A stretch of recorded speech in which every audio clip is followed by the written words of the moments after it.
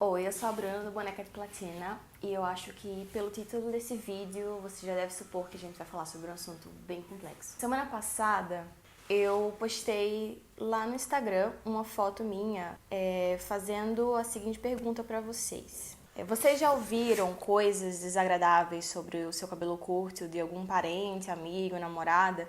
E eu pedi pra vocês compartilharem as histórias.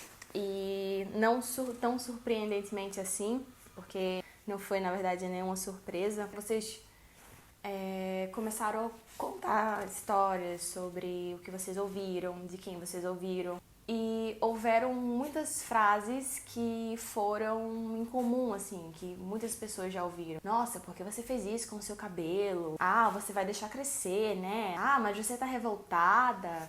Mas era tão mais bonito longo, ou coisas muito mais problemáticas, como o seu marido deixou você cortar o seu cabelo assim, agora você vai ter que usar umas roupas mais femininas, né? Ou a mais comum, que é, nossa, você ficou parecendo um homem. E aí eu fiz a pergunta pra mim mesma, por que o cabelo curto incomoda tanto? Antes de eu falar sobre isso, eu quero convidar você que não é inscrito nesse canal a se inscrever rapidinho aqui, 3 segundos, você clica no inscrever-se aqui embaixo para que você seja atualizado toda vez que eu posto vídeo.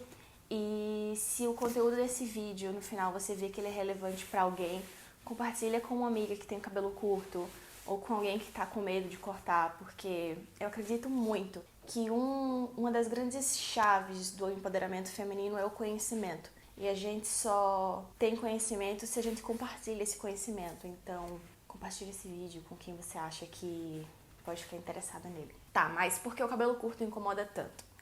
Eu acho que a gente não pode falar sobre isso sem entender primeiro o que é sexo e o que é gênero. Porque, querendo ou não, por incrível que pareça, esses assuntos estão super relacionados. A gente precisa entender primeiro que sexo é uma coisa diferente de gênero, certo?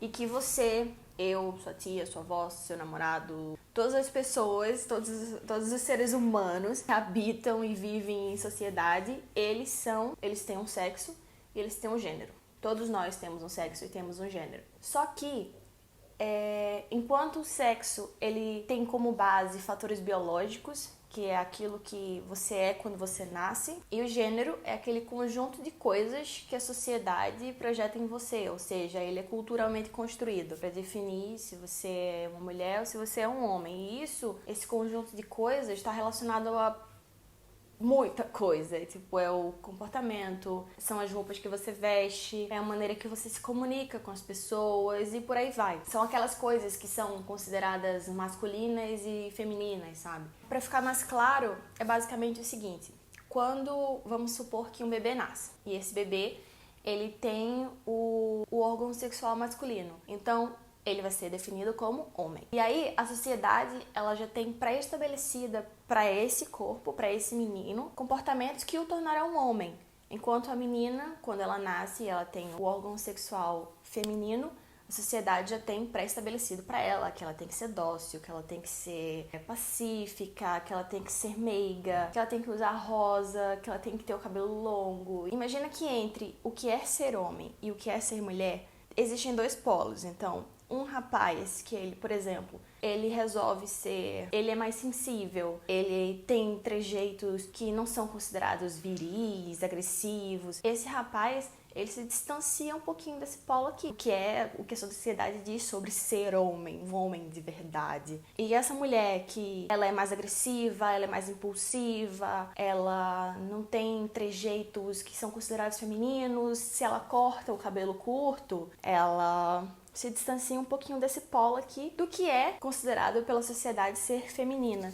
Então, o cabelo curto, ele incomoda as pessoas, principalmente as pessoas mais conservadoras, porque a mulher de cabelo curto, ela rompe com essa série de coisas pré-estabelecidas do que é ser feminino. Ela tá ressignificando a feminilidade dela com aquele cabelo curto, porque sim. E é importante salientar, porque a gente tem ouvido muito essa palavra gênero como uma coisa ruim. Os estudos de gênero, eles só existem porque foi importante na história entender essa diferenciação que a sociedade criou entre o que é ser mulher e o que é ser homem, ou do que é masculino e do que é feminino. O estudo de gênero existe porque em algum momento da nossa história foi importante entender as desigualdades entre homens e mulheres. E desigualdades essas que existem porque em algum momento foi dito pra gente, nós mulheres, e isso é muito pautado em fatores biológicos,